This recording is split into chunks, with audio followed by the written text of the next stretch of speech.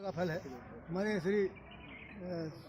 श्रीकांत मिश्रा जी विशेष रूप से मुझे बुलाते हैं, मैं इसलिए आपके सामने उपस्थित हूँ। और जनगण मनाया गया, अभी दो शब्द हम लोगों ने सुना समझा। अब असली बात मैं आपके सामने बताना चाहता हूँ। मुझे संविधान से कोई बातचीत करना नहीं है, न तो संविधान की किसी भी धारा से कोई लेना देना है। जो है जिसके हाथ में है वो अपने ढंग से कर रहा है, करता रहेगा। देश की तरक्की में सबसे बड़ा हाथ किसका है? वो हम और आप है। गणतंत्र कहें, चाहे प्रजातंत्र कहें, चाहे लोकतंत्र कहें, तंत्र जहाँ पर जुड़ जाता है, तंत्र मंत्र यंत्र, यही तीन चीज़ हम लोगों ने अपने जीवन में पढ़ा है। तंत्र उसे कहते हैं जो तन से बना हुआ है, मंत्र उसे कहते हैं जो मन के द्वारा होता है, और यंत्र वो है जो यांत्रिक क्रियाओं में आता है। तो हमने अपने शरीर को मिलाकर इस सृष्टि के निर्माण में, या इस भारतवर्ष के निर्माण में जो कुछ किया है उसका नाम प्रजा ही तंत्र है और कुछ भी नहीं है। तो और हम अपने देश के बारे में अगर बताना चाहें, सबसे बड़ी बात सब लोग सुन लीजिए कायदे से कि जिस राम का हमने आज प्राण प्रतिष्ठा की है 22 तारीख को, उस राम के एक ही शब्द का सुन लीजिए, बहुत मेरे दिल में है कहने के लिए। तो आज मैं आने से पहले ही अपने मन में सोच रहा था कि मैं जब जाऊंगा तो ये सब लोगों से निवेदन करेंगे कम से कम इस पार्क का नाम रामलला पार्क कर दिया जाए। लेकिन जब इन्होंने लिख दिया कि परशुराम पार्क, तो हमने कहा मेरी बात खत्म हो गई।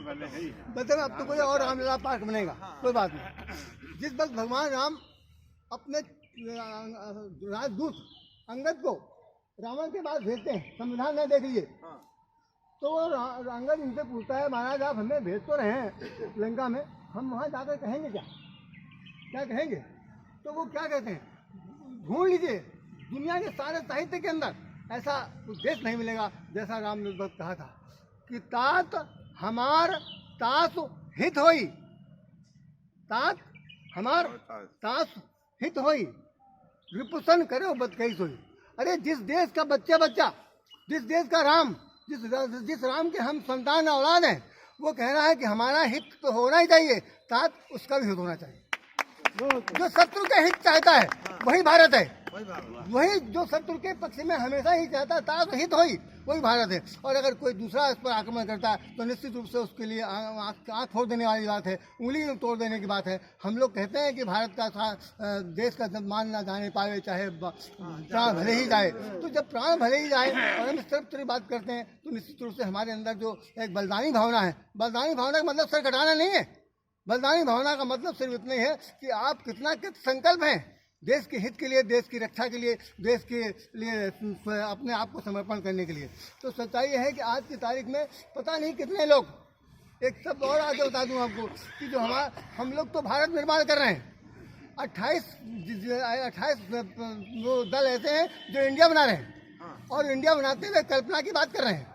अरे उन्होंने एक बार कह दिया कि ये तो कल्पना का विषय है राम, और मैं उनसे एक बात कहना चाहता हूँ कि वास्तव में कल्पना तो आप भी हैं।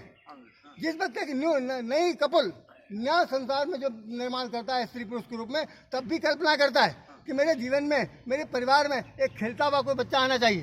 तो कल्पना ही तो साकार रूप लेती है।